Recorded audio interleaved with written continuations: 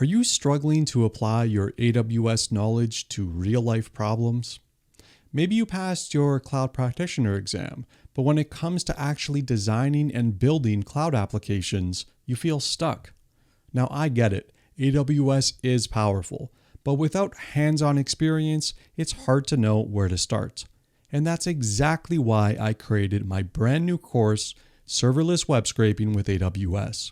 A hands-on course where you'll go beyond the theory and actually build something useful. In this course, you'll take a real-world problem and break it down into clear, achievable milestones, just like you would in a real job. You'll learn how to convert vague requirements into a detailed AWS architecture.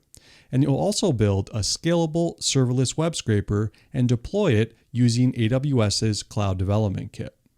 Along the way, you'll work with some of the most important AWS services used by developers today, including Lambda, DynamoDB, IAM, CloudWatch, and EventBridge. If you're just getting started with AWS and want a real project for your resume, or if you're an experienced developer looking to level up your cloud skills, then this course is just for you. I've helped hundreds of thousands of developers learn AWS through my YouTube channel, and now I'm bringing that same practical, no-fluff approach to this course.